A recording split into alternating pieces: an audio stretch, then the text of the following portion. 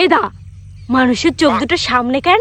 তা কোথায় থাকবে? পিছনে আর দুটো থাকতে পারলো না? কেন পিছনের চোখ দিয়ে তুই কি করবি? পিছনের চোখ দিয়ে কি উকুন মারবি? না মানে পিছনে যদি আমাকে চোখ থাকতো তাহলে কত সুবিধা হতো। কি সুবিধা হতো? পিছনের থেকে যদি কেউ মারতে আসতো তাহলে তো আমরা আগে ভাগে দেখে ফেলতে পারতাম। আর চোর ধরার জন্য পিছনে আর তাকানো লাগতো না। এদা তোরে আর একটা প্রশ্ন করো। এদা আমাদের এই কান দুটো দুই পাশে কেন? দুটো দুই পাশে আসতে দেখেই তো তোর সুন্দর দেখা যায়। কেন আমি দেখতে কি খারাপ নাকি? কেন তুই নাটা না? এদা তাহলে তুই এই প্রশ্নের উত্তরটা আমি জানি না। এদা কান দুটো যদি পেটের মধ্যে থাকতো তাহলে ভালো হতো না? কিরম ভালো হতো? পেটের ভিতরে সব শব্দ আমরা শুনতে পারতাম। আর জামা কাপড় পরার পর যখন কান দুটো ঢাকা পড়ে থাকতো তখন তুই কি করে শুনতি আমি ডাকলে?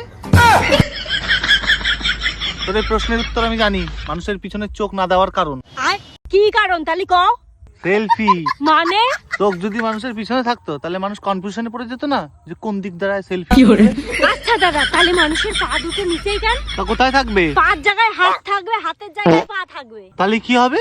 তাহলে আমরা উল্টো হয়ে হাঁটতে পারতাম।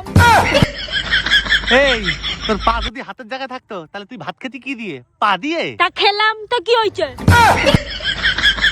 দাঁড়াতাড়ি খাওয়াচ্ছি।